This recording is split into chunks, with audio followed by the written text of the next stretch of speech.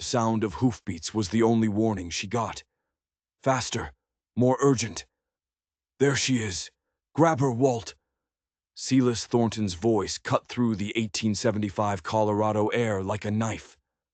Vanessa Lawson broke into a dead run, her lungs burning, the dusty road to Watsonville blurring in her vision.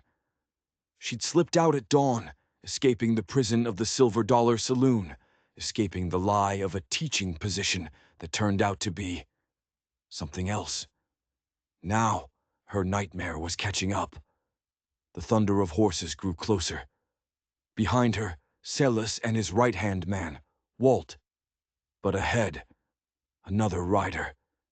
He'd been approaching from town, slow and steady. Now, he pulled his horse to a stop, dismounting in one smooth motion. His face was shadowed by a wide-brimmed hat, but his stance was solid as an oak. "Help me," Vanessa gasped as she stumbled toward him. "Please." Walt was on her, his arm raised, a long leather whip coiled like a snake. "You'll learn what happens to thieves, Vanessa," Silas bellowed. The whip cracked, slicing the air. Vanessa threw up her hands, bracing for the blow that would tear her back open. But the blow never landed. The stranger stepped between them. He caught the leather whip mid-air with one gloved hand. With a single powerful yank, he ripped it from Walt's grip, nearly pulling the man from his horse. "Your days of pain are done, madam," the cowboy said. His voice was quiet, but it carried an unmistakable edge of steel. He turned to face Silas and Walt, positioning himself as a human shield in front of Vanessa. "This ain't your business, Garrett." Silas spat, his face twisting with rage as he recognized the man. Garrett. The name hung in the air. This wasn't just a random encounter. "That woman stole from me," Silas snarled. "I didn't steal anything," Vanessa protested, finding her voice. "He lied about the teaching position. He wanted me to work in his saloon, in other ways." Garrett Blackwell's jaw tightened. His eyes, a startling blue, took in her disheveled dress, the terror in her eyes, the bruises she couldn't hide. "Seems to me the lady is leaving your employment, Thornton," Garrett said, his voice dangerously level. "That's her right. Nobody leaves without paying what they owe me." Silas was furious now, his hand drifting toward his hip. "I paid her stage fare from Denver. She owes me." "How much?" Garrett asked. 20, Silas replied, too quickly. Garrett didn't even flinch. He reached into his pocket, pulled out a handful of coins, and counted them deliberately. "Here's 25, he said. "Consider her debt paid, with interest." He tossed the money into the dust at Silas's feet. The saloon owner's face was a mask of pure hatred. He looked at the money, then at Garrett. He looked at the gleaming Colt revolver resting comfortably on Garrett's hip. Silas knew he was outmatched. For now. "Fine," he muttered, climbing down to snatch the money from the dirt. "She ain't worth the trouble anyway." He jerked his head at Walt. "Let's go." Vanessa watched them ride away, her legs shaking so hard she thought she'd collapse. When they disappeared around a bend, her knees buckled. "Thank you," she whispered, looking up at her rescuer. His face was weathered, sun and wind tanned, but his eyes were kind. "Garrett Blackwell," he said, extending his hand. "I ranch about 5 miles outside of town." "Vanessa Lawson," she replied, her small hand disappearing in his. I don't know how I'll repay you." "No need," he said, retrieving his horse's reins. "Where were you headed?" "Nowhere," she admitted, the full weight of her situation crashing down on her. "I thought I had a teaching position here, but it was just Silas's trick." Garrett studied her for a long moment, his expression unreadable. Then he said the words that would change her life. "As it happens, Miss Lawson, the town is in need of a teacher." Hope flared in her chest, so bright it hurt. "Really?" "The last one left 2 months ago. The schoolhouse has been empty ever since. I was headed into town to speak with Mayor Jenkins about it. I can introduce you." "I would be most grateful," she said, trying to smooth her wrinkled dress. He helped her mount, then swung up behind her. The solid warmth of him at her back was disorienting. She couldn't remember the last time she'd been this close to a man without feeling a cold spike of fear. They rode in silence, the rhythm of the horse stirring up little puffs of dust. "Have you been in Watsonville long?" she finally asked. 7 years, he replied. "Came west after the war, looking for a fresh start." "The war between the states," she murmured. "My father did as well. He never came home." Garrett's arm tightened around her waist, an involuntary gesture of sympathy. "I'm sorry to hear that." As they approached Watsonville, Vanessa saw it with new eyes. A single main street, wooden buildings, a church steeple, and a modest schoolhouse. "It's not much," Garrett said, "but it's home to good people. Mostly." "It looks peaceful," Vanessa said, and she meant it. After Celis's saloon, this was paradise. Garrett helped her down, his hands strong and steady at her waist. For a second, their eyes met. "Let's see about that teaching position," he said, a small smile transforming his serious face. The mayor, a portly man named Jenkins, was overjoyed. "A teacher! From back east! This is providential!" he boomed. "The children have been running wild for months." "I was trained at the normal school in Boston," Vanessa explained, her confidence returning. "Excellent. When can you start?" The speed of it left her dizzy. "As soon as possible, I suppose. I'll need to find lodging." "Mrs. Hollister takes in boarders," the mayor said. "Respectable widow. The pay is $30 a month. The town provides supplies. Garrett, would you be so kind as to show Miss Lawson to Mrs. Hollister's?" "Of course," Garrett replied. Outside, Vanessa felt dazed. "Is it always this easy to find employment here?" Garrett chuckled, a warm sound. "Only if you're qualified for something the town desperately needs." And Jenkins wasn't exaggerating. Those children are a handful. Mrs. Hollister was a plump, cheerful widow who welcomed Vanessa with open arms. "A teacher, what a blessing. The room is yours. $5 a week, meals and laundry included." Seeing Vanessa's hesitation, she added, "First week in advance. The rest can wait till your salary comes in. I know how it is, starting fresh." "Thank you," Vanessa said, touched by the kindness. "I'll leave you ladies to get settled," Garrett said, tipping his hat. "Miss Lawson, if you need anything, folks in town know how to find me." She watched him stride away, a curious mix of gratitude and something else. "Garrett Blackwell is one of the good ones," Mrs. Hollister remarked, following her gaze. "Keeps to himself mostly, but always there when someone needs help." "He certainly helped me today," Vanessa said softly. Left alone in her new room, a small, clean space with a view of the mountains, Vanessa sank onto the bed. She had escaped Celis, found a job, and found lodging, all in a matter of hours. All because of him. She unpacked her few things, her hands trembling. She clasped her mother's locket, the only valuable thing she owned. "I'm going to be all right," she whispered. "This time, I'm going to be all right." But as she drifted off to sleep, she couldn't shake the image of Silas Thornton's face, twisted in rage, snatching those coins from the dust. This wasn't over. The next morning, Vanessa went straight to the schoolhouse.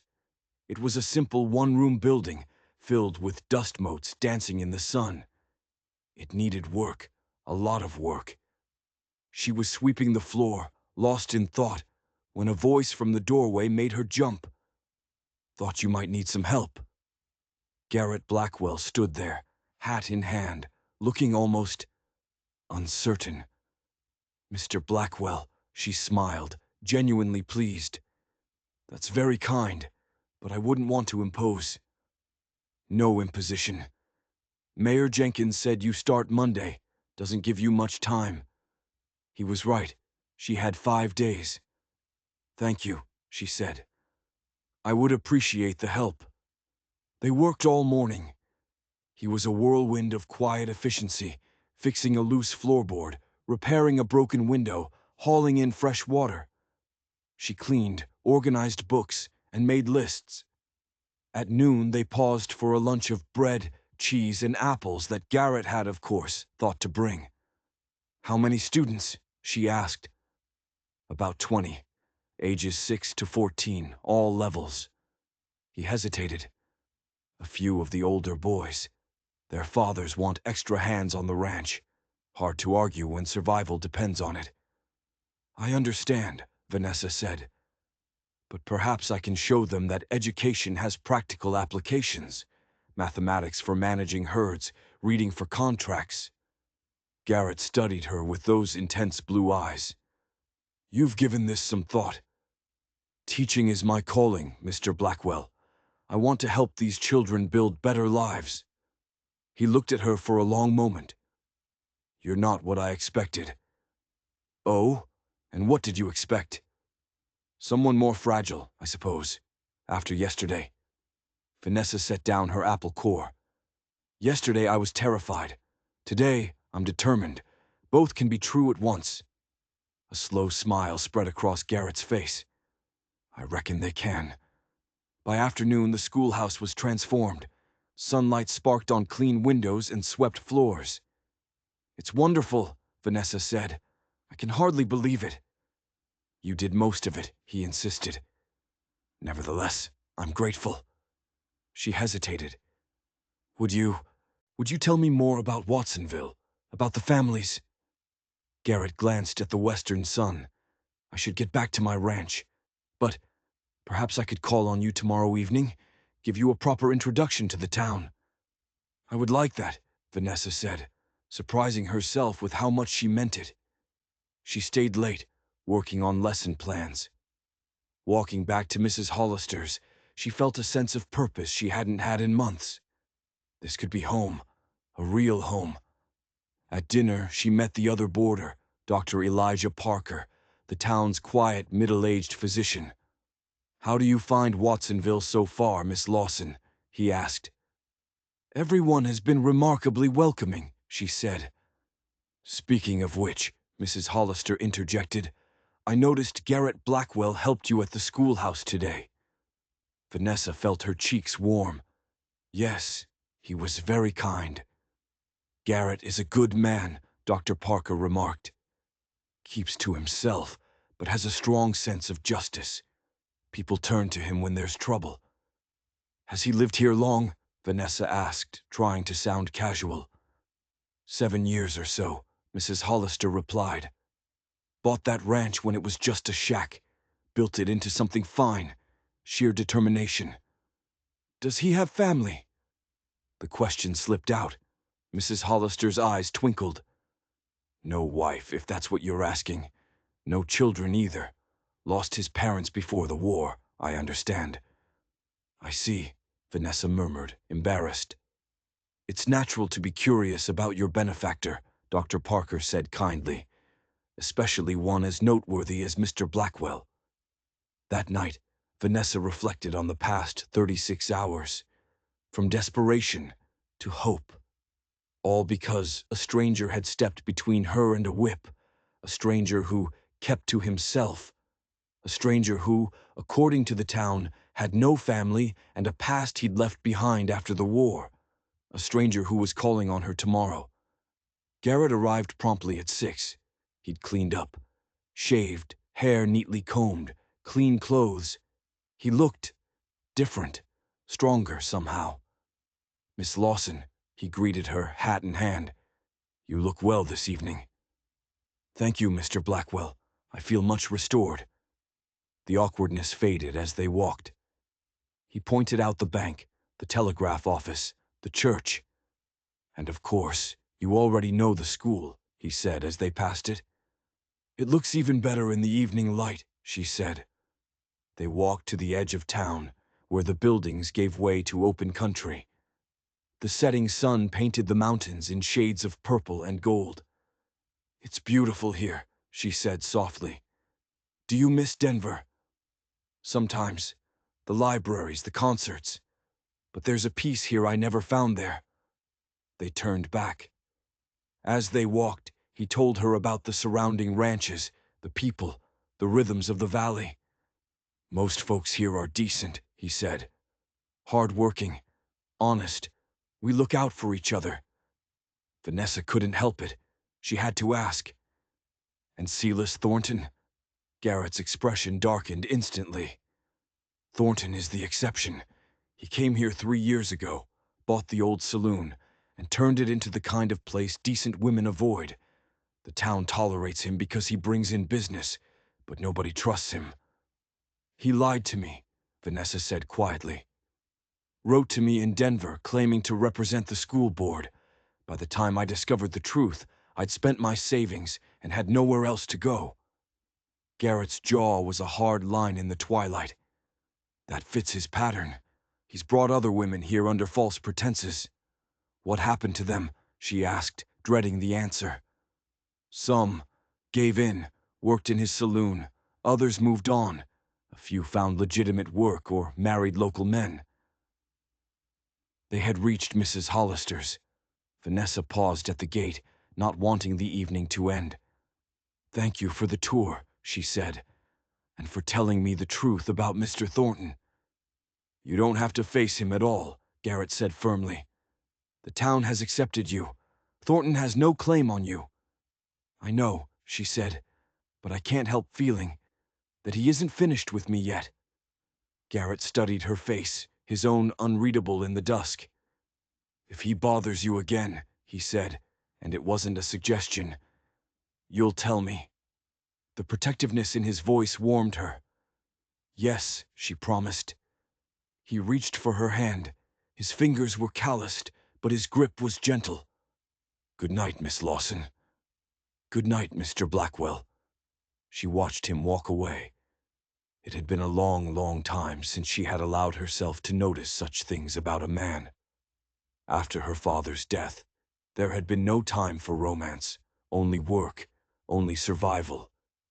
Now, against all odds, she had been given another chance. The next few days were a whirlwind. She met the families. She prepared the school. On Sunday, she attended church, where the Reverend introduced her to the congregation. She noticed Garrett standing apart from the others. He nodded, but didn't approach. She felt a strange twinge of disappointment. She made her way through the crowd to his side. "Good morning, Mr. Blackwell. I didn't expect to see you here." "I don't attend regularly," he admitted, "but I thought you might appreciate a familiar face on your first Sunday." The simple thoughtfulness of it. It touched her. Before she could reply, Mayor Jenkins bustled over. "Miss Lawson, splendid. You must join us for Sunday dinner. Garrett, you as well, of course." Garrett hesitated, but he looked at Vanessa, and something in her expression made him nod. "Thank you. I'd be pleased to join you." Dinner was formal. Garrett was quiet, but his steady presence was a comfort. "How's the ranch, Blackwell?" the mayor asked. "Well enough. Spring calves are strong." "You manage it all yourself?" Vanessa asked. "I have two hands," he explained. "But yes, much of it falls to me." "It's one of the most prosperous in the county," Jenkins boomed, "thanks to Garrett's hard work." "And good fortune with the weather," Garrett added, deflecting the praise. Afterward, they walked back to Mrs. Hollister's. "Are you nervous about tomorrow?" Garrett asked. "A little," she admitted. "First days are always challenging." "The children will love you," he said, with a certainty that made her blush. They reached her gate. She turned to him, suddenly shy. "Will I see you again soon?" His expression, usually so guarded, softened. "If you'd like." "I would," she said simply. Garrett's smile transformed his face, erasing years of solitude. "Then you will." That night she slept fitfully, her mind racing. She rose before dawn. As she approached the schoolhouse, she was surprised to see a small figure on the steps. A girl, maybe 10 years old. "Good morning," Vanessa called. The girl stood up quickly. "Good morning, Miss Lawson. I'm Sarah Miller. I wanted to be first." Vanessa smiled, charmed. "Well, Sarah Miller, would you like to help me prepare for the day?" The girl's face lit up. "Yes, ma'am." By the time the bell rang at 8, 23 students filed in. "Welcome," Vanessa said, standing before them. "I'm Miss Lawson." The morning was a blur. Introductions, assessments, new rules. She divided them into groups. The Bennett twins were clearly going to be trouble. And an older boy, James Foster, seemed determined to test her. But it was wonderful. At noon, she dismissed them for lunch. As they scattered into the schoolyard, she sank into her chair. A knock at the open door made her look up. Garrett. He was standing in the doorway, holding a basket. "Mrs. Hollister thought you might appreciate some lunch," he said, stepping inside. "She mentioned you left without eating." "That's very thoughtful," Vanessa said, suddenly starving. He set the basket on her desk. Cold chicken, bread, cheese, apple tarts. "How's your first day going?" he asked, leaning against the desk, his own plate in hand. "Wonderfully. The children are eager to learn." "Any troublemakers?" "The Bennett twins show promise," she laughed. "And James Foster seems determined to test my authority, but nothing I can't handle." "James's father is hard on him," Garrett said quietly. "Expects him to be a man already." "He's 15, Vanessa said. "And yes, I sense difficulties at home." They ate in a comfortable silence, watching the children play. "Will you come by again?" Vanessa asked, surprising herself with her own boldness. "If you'd like," he said, echoing his words from the day before. "I would." This time she didn't stop there.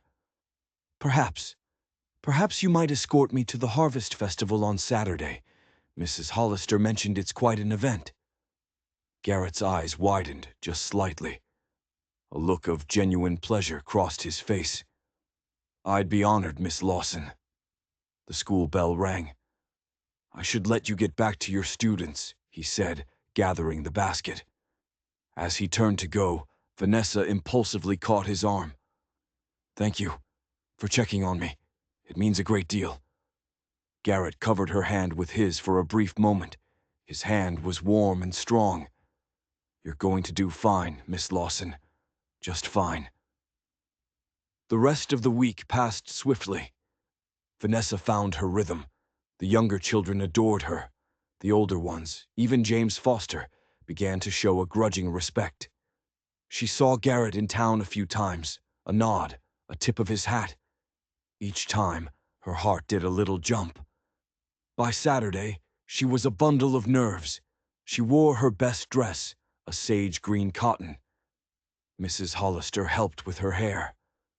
"You look lovely, my dear," the widow assured her. "Mr. Blackwell won't know what hit him."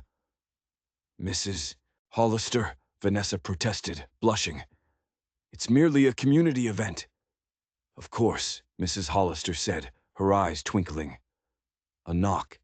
Garrett. He stood in the parlor, hat in hand. He was in a dark blue shirt, a black vest. He looked incredibly handsome. "Miss Lawson," he said, his gaze taking her in with open appreciation. "You look beautiful." "Thank you," she replied, suddenly shy. The town square was transformed. Lanterns, tables of food, a dance floor.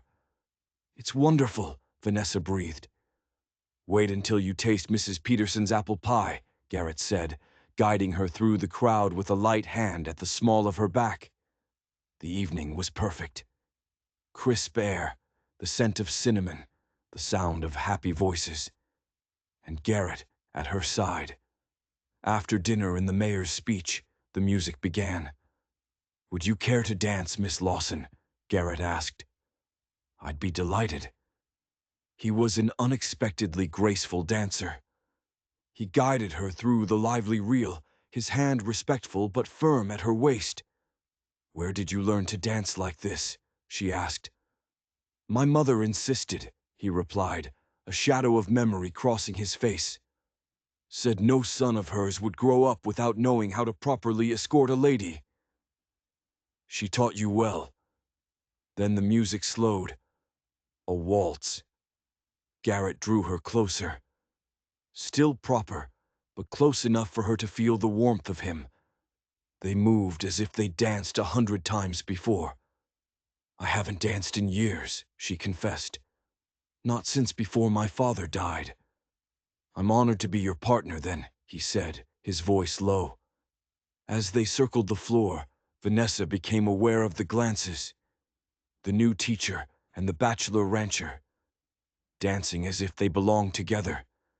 In a town this small, it was practically an announcement. Strangely, she didn't mind. It felt right. The spell was broken by a commotion at the edge of the square. The music faltered and stopped. "Well, look at this fine gathering." Vanessa's blood ran cold. Silas Thornton. He'd arrived with several of his saloon girls, all of them loud and already drunk. "Room for a few more," Silas called out. Mayor Jenkins hurried over. "Mr. Thornton, this is a family event." "Now, Mayor, we're all citizens, aren't we?" Silas's gaze swept the crowd, and then it landed on her. His eyes narrowed. "Well, well, if it isn't my runaway employee and her gallant protector." Garrett's arm tightened around Vanessa's waist. She could feel the muscles in his arm tense. "Evening, Thornton," Garrett said. His voice was level, pure steel. "Enjoying the festival," Silas replied, his smile a sneer. "Didn't expect to see my investment dancing with the local hero." "I was never your investment," Vanessa said, her voice shaking, but clear. "You lied to me." "Did I? Must have been a misunderstanding." He was playing to the crowd. "But I do recall fronting the money for your stage fare. 25s, wasn't it?" "Which I paid in full," Garrett said coldly. "You have no claim on Miss Lawson." Several of the townsmen had moved closer, forming a silent line. The air was thick. "Perhaps not," Silas conceded, realizing he was outnumbered. "But I wonder what the good people of Watsonville would think if they knew their new schoolteacher once worked in my establishment." A shocked silence fell over the square. This was it, the moment he'd come for, to ruin her. Vanessa's heart hammered. She could run, she could hide, or she could fight. She stepped slightly away from Garrett, forcing herself to stand tall. "I served drinks for 2 weeks," she said, her voice ringing out, clear and strong. "While I was trying to find legitimate employment, I left as soon as I understood what Mr. Thornton really wanted from me." A gasp went through the crowd. The women's faces hardened, not at her, but at him. Then, a new voice. Mrs. Bennett, mother of the Rowdy twins. She stepped forward, placing a supportive hand on Vanessa's arm.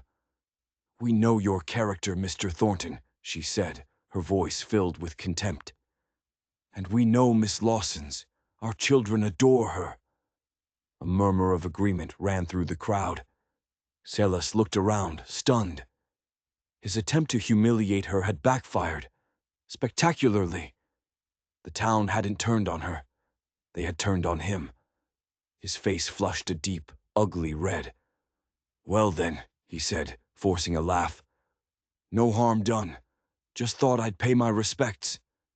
He sauntered away, his companions trailing behind him. The tension broke. The musicians tentatively started playing. But the magic was gone. "I'm sorry," Vanessa said to Garrett, mortified. "I knew he wasn't finished." "None of this is your fault," Garrett said, his eyes still fixed on Thornton's retreating back. "Thornton enjoys causing trouble." "Miss Lawson," Mayor Jenkins said, hurrying over. I want to assure you, nothing that man said has affected the town's opinion of you. Thank you, Mr. Mayor, she said. But a shadow had been cast. Let's take a walk, Garrett said, his voice low. She agreed. They strolled along the moonlit street, away from the lanterns. The night air was cool. Garrett draped his jacket over her shoulders. Thank you, she said, for standing by me. You stood up for yourself quite admirably, he observed. You didn't need my protection. Perhaps not, but it's nice to know it's there. They walked in silence, eventually reaching the schoolhouse. By unspoken agreement, they sat on the steps. When I first came to Watsonville, Garrett said quietly, I was running away. From memories. The war. It left its mark. He tapped his temple.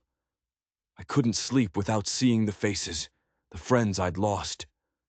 Vanessa listened, not moving.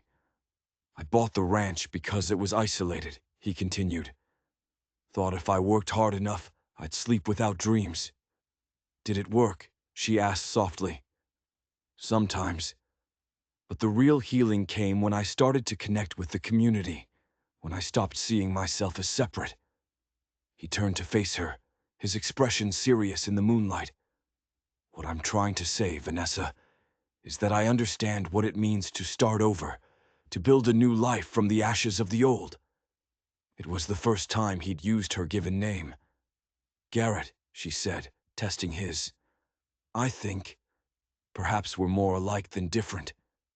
His hand found hers in the darkness, his fingers intertwined with her own. I've been alone a long time, he said, his voice rough. Until you arrived, I thought that was how it would always be. Now I find myself hoping for something more. Her heart was pounding so loud she was sure he could hear it. What are you hoping for?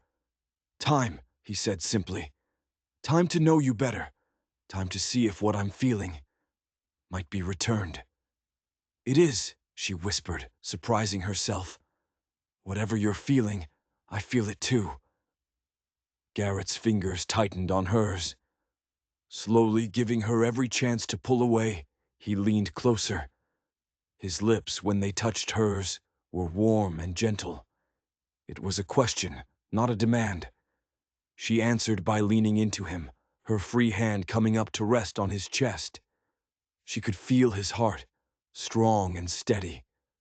When they parted, he rested his forehead against hers. I've wanted to do that since the day we met, he confessed. Even when I was dusty and frightened, she asked, a small laugh escaping her.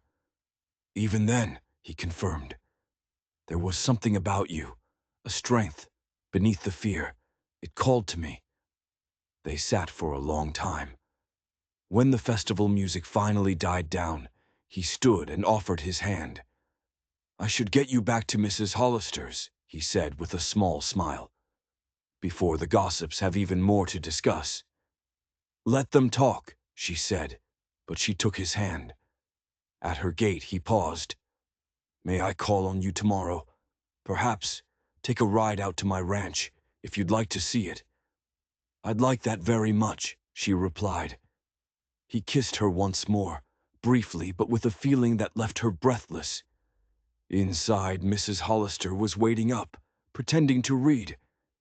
Did you enjoy the festival, my dear? Very much, Vanessa said, unable to keep the happiness from her voice. Despite Mr. Thornton. That man, Mrs. Hollister clucked. But I noticed it didn't spoil your evening entirely. You and Mr. Blackwell seemed quite companionable. Vanessa smiled. He's invited me to visit his ranch tomorrow. Mrs. Hollister's eyebrows shot up. Has he now? Well, that's a first. Garrett Blackwell has never invited a lady to his ranch before. To my knowledge.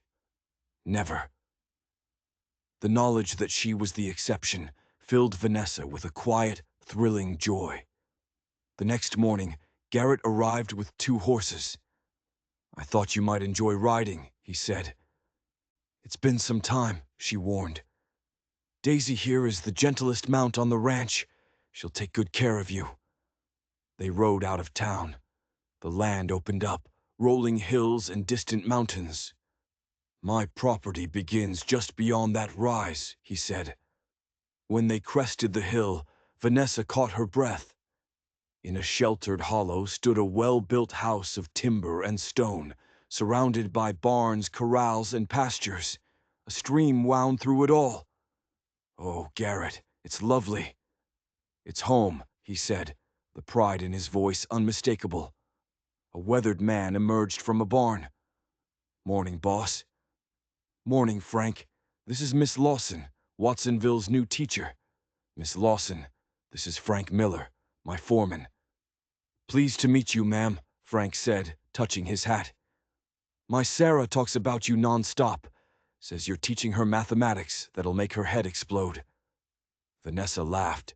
"Sarah is a delight to teach, Mr. Miller. She has a quick mind." "Gets that from her mother, rest her soul," he said. Garrett showed her around. The barns, the garden. Everywhere she saw evidence of hard work and careful stewardship. "You've built something wonderful," she said. "It gave me purpose when I needed it most," he replied. Inside, the house was simple, comfortable. Sturdy furniture, a stone fireplace, and bookshelves, lots of bookshelves. "You have quite a collection," she said, examining the titles. "Classics, history, poetry." "Reading helps pass the winter evenings," he said, handing her a mug of coffee.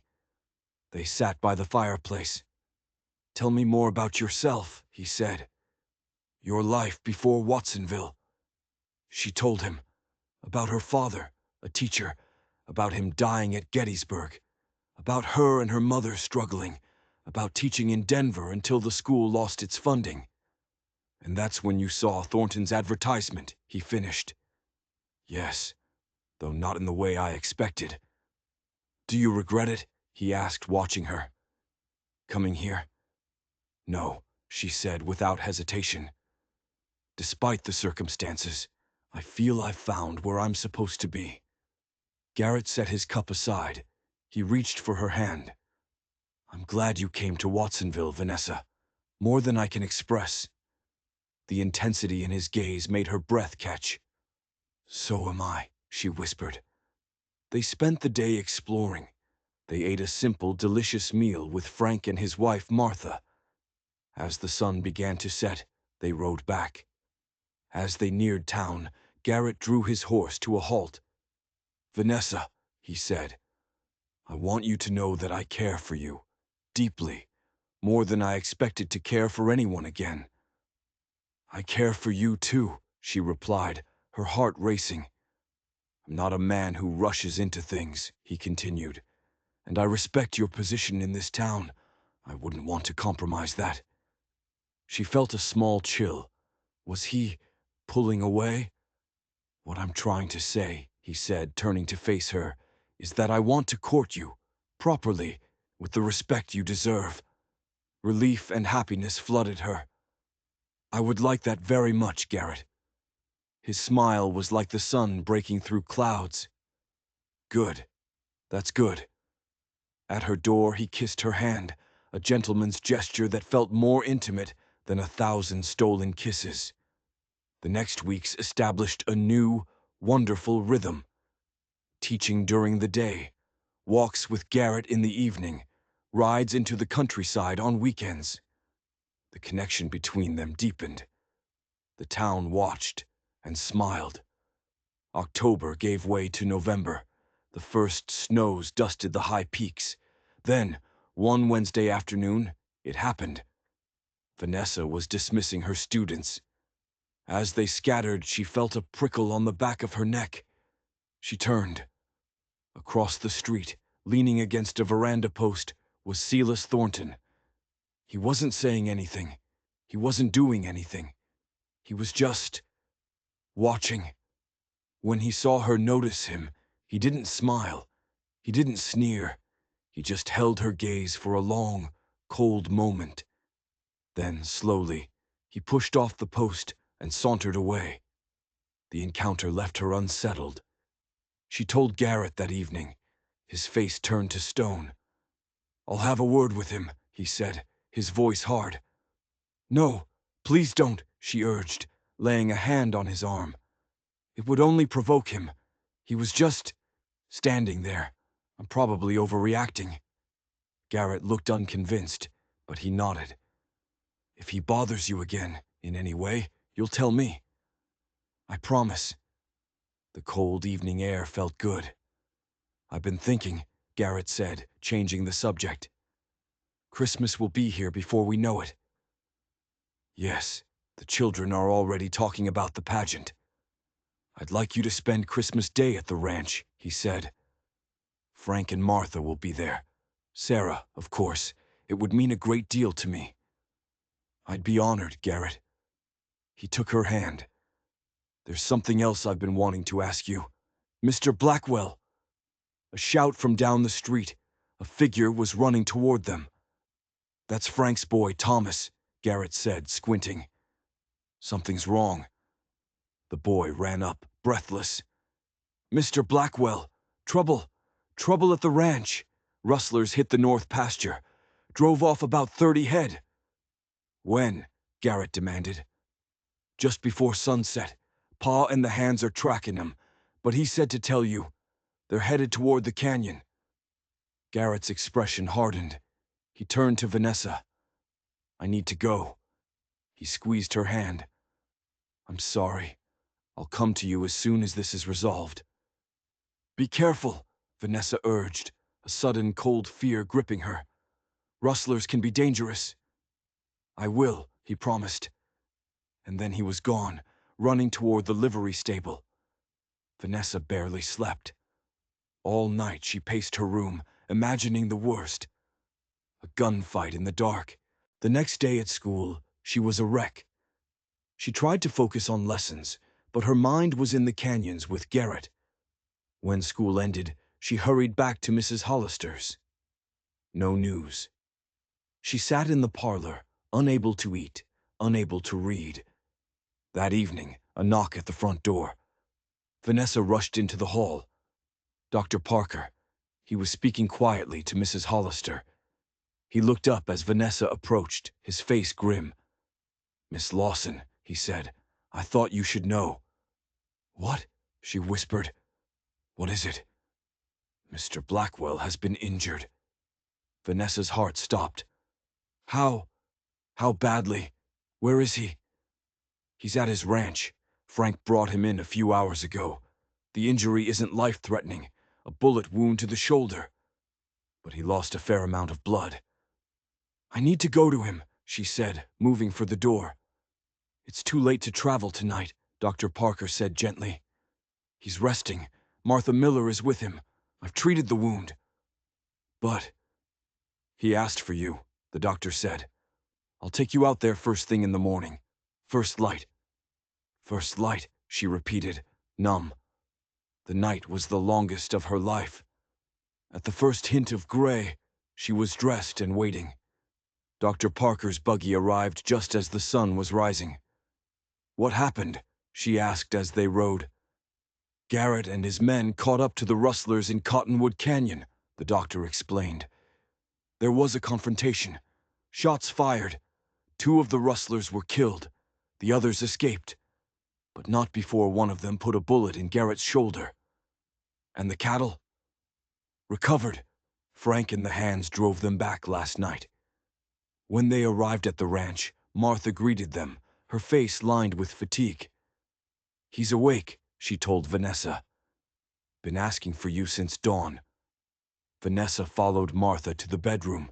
He was propped up on pillows, his left shoulder heavily bandaged. His face was pale, but his eyes lit up when he saw her. "Vanessa," he said, his voice stronger than she'd feared. "You didn't need to come." "Of course I did," she said, rushing to his side, taking his good hand in both of hers. "How are you feeling?" "Like I've been shot," he said with a wry, pained smile. "But the doctor assures me I'll live." Dr. Parker examined the wound. "No sign of infection. The bullet went clean through. You'll need to rest that arm for weeks, but you should regain full use. After the doctor left, Vanessa sat on the edge of the bed, still holding his hand. "You frightened me," she said softly. "I'm sorry." His fingers tightened on hers. "What happened out there, Garrett?" His expression darkened. "We tracked them. They were pushing the cattle hard. We cut them off, but they were desperate. Opened fire as soon as they saw us." He winced, shifting. "We returned fire. 2 went down. The others fled. But one of them got a lucky shot."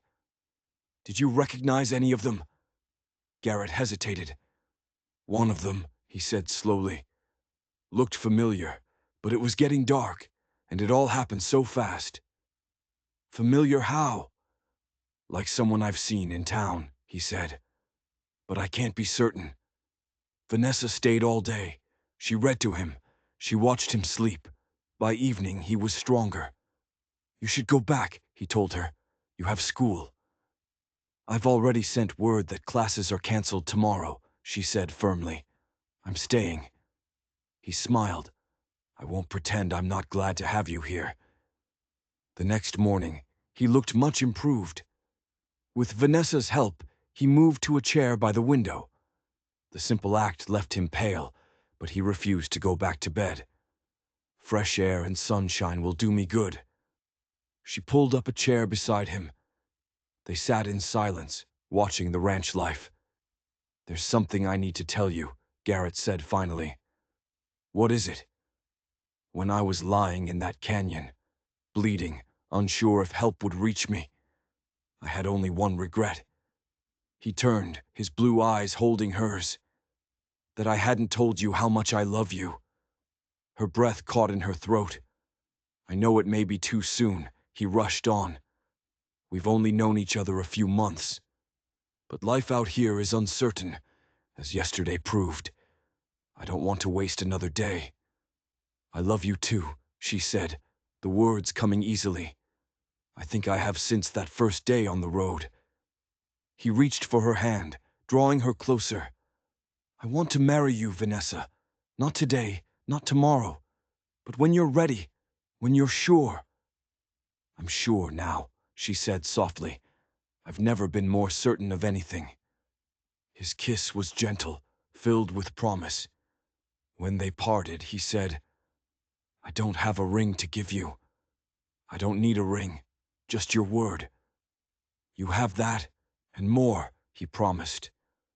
"My word, my heart, my life. They're yours, Vanessa Lawson, if you'll have them."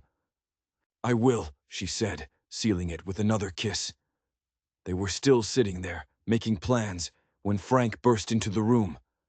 "Sorry to interrupt, boss, but Sheriff Matthews is here. Says he needs to speak with you. Right away." The sheriff, a weather-beaten man, entered behind Frank. He nodded to Vanessa. "Blackwell," he said, getting straight to it. "We've identified one of the rustlers killed yesterday. Name was Jake Wilson." The sheriff paused. "Used to work for Silas Thornton." The room went cold. "I thought he looked familiar," Garrett said, his voice hard. "He was in the saloon the night I paid Thornton." The sheriff nodded grimly. "That's not all. We found Thornton's brand on 3 of the cattle you recovered. They were part of a group he bought last month." Vanessa felt the blood drain from her face. "You think Thornton is behind the rustling?" Garrett asked. "It's starting to look that way," the sheriff confirmed. "We've had 5 incidents in 3 months. Each time the rustlers knew exactly where the herds would be vulnerable." "Inside information," Garrett said. "Exactly. Thornton's been buying drinks for ranch hands, getting them talking. And it seems he's not just gathering information, he's providing the manpower." "Have you confronted him?" "Not yet. I wanted to speak with you first, see if you recalled anything else," Garrett thought. "There were 4 of them. 2 went down, Wilson, and the other 2 fled. One was tall, wearing a black duster. The other was shorter, red bandana." "That matches the description of 2 of Thornton's regulars," the sheriff said. "This is a start." After the sheriff left, Vanessa turned to Garrett, her hands shaking. If Thornton is behind this, he's more dangerous than we thought, and he already has reason to dislike both of us. The sheriff will handle it, Garrett assured her, but his expression was troubled. Be careful, Garrett, she pleaded.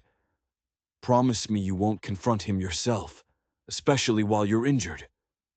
I promise, he said, squeezing her hand. Nothing is going to keep me from marrying you, Vanessa Lawson.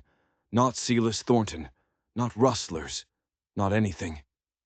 Vanessa returned to town, but her world had shifted. The man who had attacked her on the road, the man who had tried to ruin her at the festival, was the same man who had put a bullet in her fiancé. It was all connected. On Friday, she was closing the schoolhouse, her mind on the Christmas pageant. She sensed someone behind her. She turned. Silas Thornton. He was standing right there, in the doorway, blocking her exit. Good afternoon, Miss Lawson, he said, a smile that didn't reach his eyes. You're looking well. Teaching seems to agree with you. What do you want, Mr. Thornton? She asked, keeping her voice steady, her heart hammering. Just passing the time of day. I hear your cowboy friend had an unfortunate accident recently. The way he said it, the satisfaction in his voice, it made her blood run cold. If you're referring to Mr. Blackwell, he's recovering well. Good to hear, Silas said, stepping into the schoolhouse. Bullet wounds can be tricky. Never know when complications might set in. Is that a threat, Mr. Thornton? She asked, anger warring with her fear. Not at all. He straightened, adjusting his hat. Just an observation. You take care now, Miss Lawson. These frontier towns, they can be dangerous places, especially for a woman alone. He tipped his hat and sauntered away. She was shaking. She had to warn Garrett. The next morning, she rode out with Dr. Parker, who was going to check the wound anyway. Garrett was delighted to see her, and healing well. His arm was still in a sling, but he was moving around. While the doctor examined him, Vanessa helped Martha in the kitchen. When they were alone, they sat on the porch swing. There's more to your visit than checking on my recovery, he said. She told him. About Silas, about the veiled threat. Garrett's expression darkened. The sheriff came by again yesterday. They found more evidence. They're planning to arrest him. Early next week. That's good news, she said, relieved. It is. But until then, I want you to be careful. Don't go anywhere alone. I will, she promised. But I'm more worried about you. You're still recovering. What if he suspects the law is closing in? I'm well guarded, Garrett assured her, gesturing to the rifle propped by the door. And Frank and the boys are keeping a close watch. They spent the afternoon talking about their future, the wedding, their life. As evening approached, they sat in companionable silence, watching the sunset paint the mountains. Inside, Martha was preparing dinner. It was peaceful. Crack! The sound of a gunshot shattered the tranquility. Splinters exploded from the porch railing, right where Vanessa's head had been a second before. Garrett was on his feet in an instant, yanking her off the swing and pulling her through the doorway, flat against the wall. "Frank!" he shouted, grabbing his rifle. "North Ridge!" Frank appeared from the barn, his own rifle in hand. Shot came from the ridge. Thomas is checking the back. "Get inside!" Garrett yelled at Martha. "Stay away from the windows!" Another shot rang out, shattering the glass of the front window. Garrett pushed Vanessa behind him, peering cautiously around the doorframe. "I see movement. In the trees. 2 riders, maybe more." "Rustlers again?" Frank asked. "Or Thornton's men," Garrett replied grimly. "Either way, we need to get word to the sheriff." "Thomas can go," Frank said. "He knows the back trails." "Good." Garrett turned to Vanessa. She was pale, but composed. "Stay inside. Away from windows. Martha will show you where it's safest." Martha led Vanessa to the pantry, an interior room with no windows. Vanessa could hear Frank giving instructions to Thomas.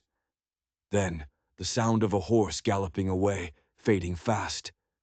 "How long?" she asked Martha. "An hour to town, maybe more if he has to take the long way," Martha replied, her face tight. "And then for the sheriff to gather a posse. 2, 3 hours at least," Vanessa finished. They had to hold out for 3 hours. Another shot. Then a barrage. Glass shattering. Garrett and Frank returned fire, the shots echoing in the dusk. "They're trying to draw us out," Garrett said, coming to check on them. "Or pin us down till dark." As full darkness fell, the shooting became sporadic. "They're moving closer," Garrett reported after one exchange. "Using the darkness, I see at least 4. Then, a voice called out from the night, a voice Vanessa knew. "Blackwell, we know you're in there. Send out the woman, and maybe we'll let the rest of you live." It was Silas Thornton. He was here. "That's not going to happen, Thornton," Garrett shouted back. "The sheriff's on his way. You'd best clear out." Silas's laugh was a cold, cruel sound in the dark. "Nice try, Blackwell, but we've been watching the roads. No one's left this property." Vanessa's heart stopped. Thomas, he'd been intercepted. Help was not coming. Garrett seemed to reach the same conclusion. He spoke quietly to Frank. "We need a new plan. They'll rush the house before dawn, try to burn us out." "The back way," Frank suggested. "The root cellar. The tunnel comes out by the creek bed." "Too risky," Garrett shook his head. "They probably have the place surrounded." Vanessa stepped forward. "Let me try," she said. Garrett turned to her. "Absolutely not. It's too dangerous." "More dangerous than staying here until they burn the house down around us," she challenged. "They're watching for you, or Frank, an armed man. They might not notice a woman." "She has a point, boss," Frank said reluctantly. "Might be our best chance." Garrett looked torn, his face a mask of conflict. "Vanessa, if anything happened to you—" "And if anything happens to all of us because we didn't try," she countered. "How would we live with that?" It was Martha who settled it. "She's right, Garrett. She has the best chance. The men are looking for a fight. They might not shoot a woman on sight." Garrett closed his eyes, then nodded. "All right. But we need a diversion. Draw their attention to the front." The plan was made, fast. Martha would dress Vanessa in dark clothes. Frank would saddle their fastest horse and have it waiting by the creek. Garrett would create a diversion. "Once you're clear," Garrett instructed Vanessa, "ride hard for town. Don't stop for anything. Go straight to the sheriff." "I will." He pulled her into a fierce embrace, his good arm like a steel band. "I love you," he said against her hair. "Come back to me." "I will," she repeated, her voice steady. "I promise." Martha led her to the root cellar, accessible through a trapdoor in the kitchen. A narrow tunnel led to an opening near the creek. "It's a tight fit," Martha warned. "I'm ready." Suddenly, gunfire erupted from the front of the house. Garrett and Frank shouting, firing from different windows, making it sound like more men. The diversion. "God be with you," Martha whispered. Vanessa slipped through the trapdoor. The tunnel was narrow, low. She had to crouch, pushing through cobwebs, the smell of damp earth filling her lungs. It felt like an eternity. Then, a faint glimmer of starlight. The exit. She emerged into a hollow by the creek, concealed by brush. The horse was there, waiting. Gunfire still echoed from the house. She mounted, as silent as a shadow. She couldn't take the main trail. It was too obvious. She guided the horse along the creek bed, then urged it into a canter, heading cross-country. The ride was a nightmare. Every shadow seemed to hide a man. Every rustle was a threat.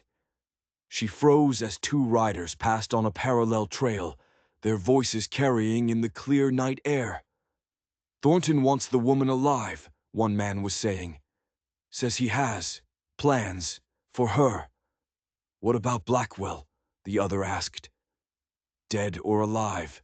He don't care, but preferably dead." Bile rose in her throat. She dug her heels into the horse's flanks. She had to make it. She rode like the devil himself was chasing her. Because he was. The lights of Watsonville. Finally.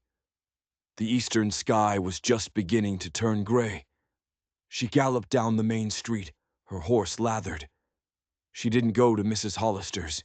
She didn't go to the doctor. She half fell off the horse at the sheriff's office, hammering on the door. Sheriff Matthews, already awake, yanked it open. "Miss Lawson, what in heaven's name?" "Silas Thornton," she gasped, her voice hoarse. "He's at Garrett's ranch. They've been shooting for hours. Thomas was caught. You have to come. You have to come now." The sheriff wasted no time. "Jim," he bellowed to his deputy. "Rouse every able-bodied man in town. Blackwell's ranch is under attack. We ride in 10 minutes. A dozen men gathered, armed and mounted. "You stay here, ma'am," the sheriff said. "No," Vanessa said, climbing back onto her exhausted horse. "I'm going with you. I know the layout. I can tend to the injured." The sheriff looked at the steel in her eyes. "Stay back when we get there. No heroics." The ride back was a thunder of hooves. As they crested the final hill, Vanessa's heart sank. Smoke, a column of black smoke rising into the dawn sky. "They've set fire to the place," one of the men muttered. They rode into the ranch yard. It was chaos. The barn was ablaze, flames leaping high. Several bodies lay on the ground, Thornton's men. But the house. Gunfire was still coming from the house. "Thornton!" the sheriff bellowed.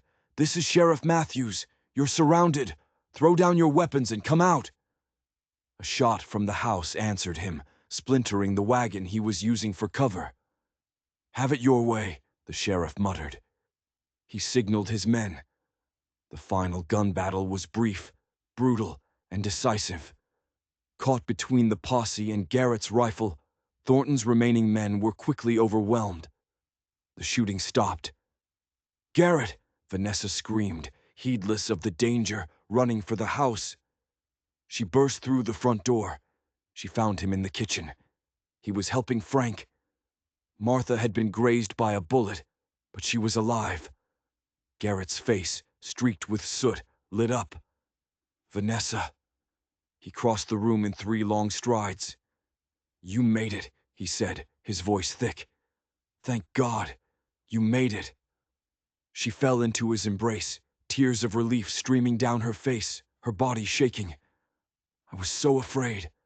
The fire. I thought we were too late."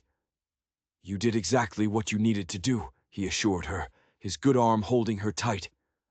"You saved us all." Outside, the sheriff was securing the prisoners, including Silas Thornton, who'd been shot in the leg. "This is outrageous," Thornton was blustering. "I'm a respected businessman. You have no right." "Save it for the judge, Thornton," the sheriff said coldly. "We've got you for rustling, attempted murder, and arson. You'll be lucky to avoid the hangman's noose." Thornton's gaze fell on Vanessa, standing in the doorway, held securely in Garrett's arm. His face contorted with pure hatred. "This is your fault, you little—" "That's enough!" A deputy cut him off, shoving him into the wagon. The fire was put out. The ranch was damaged, but not destroyed. Thomas was found, tied up, but unharmed. The long nightmare was over. As the sheriff prepared to leave, he tipped his hat to Vanessa. "Thank your fiancé, Blackwell. That was one brave ride she made." After they left, Garrett turned to Vanessa, his expression more serious than she'd ever seen it.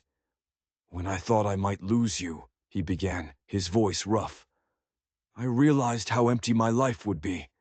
I don't want to wait until spring, Vanessa. Life's too uncertain, too precious." "What are you suggesting?" she asked, though her heart already knew. "Marry me at Christmas," he said. "Here, at the ranch, with our friends around us. Start the new year as husband and wife." Her answer was in her eyes before it reached her lips. "Yes," she said, "Christmas it is." The days that followed were a blur. Repairs began on the ranch.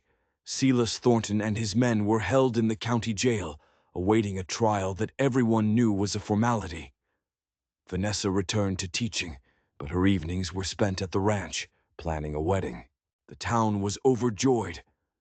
Mrs. Hollister took charge of the food. The dressmaker insisted on making a gown, a simple, elegant creation of ivory satin. 2 weeks before Christmas, Garrett's arm came out of the sling. On the last day of school, the children performed their pageant. Garrett sat in the front row, his eyes never leaving Vanessa. Christmas Eve dawned clear and cold. A fresh layer of snow covered the valley. The ranch house was decorated with evergreen boughs and red ribbons.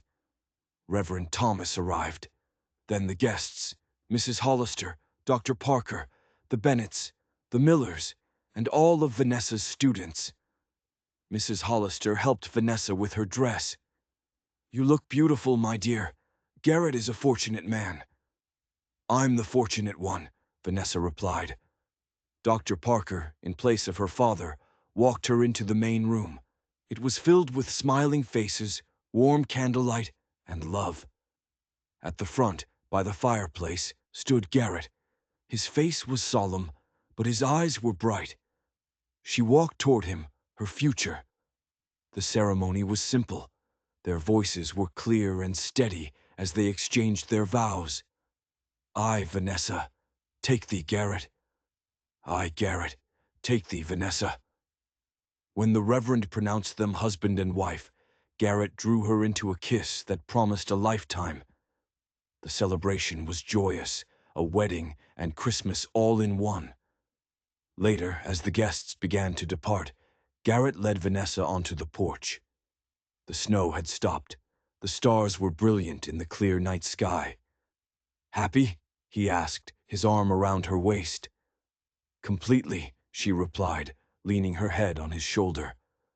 "I never imagined when I came to Watsonville that I would find this." "Nor I," he admitted.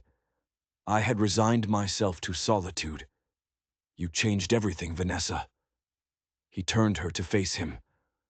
"I make you this promise, Vanessa Blackwell. Your days of pain are truly done. From this day forward, I will dedicate my life to bringing you happiness." "And I make the same promise to you," she said, her hands on his face. "Whatever challenges come, we'll face them together." 1 year later, on Christmas Eve, Vanessa sat in a rocking chair by the same fireplace. She was holding their newborn son. The ranch had prospered. The school had expanded.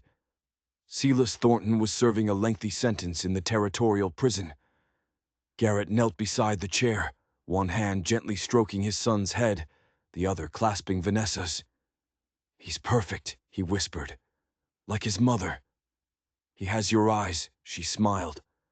Outside, carolers from town were gathered in the yard, their voices rising in joyful harmony. The house was filled with the scent of pine and cinnamon, and the profound peace of knowing you're exactly where you belong.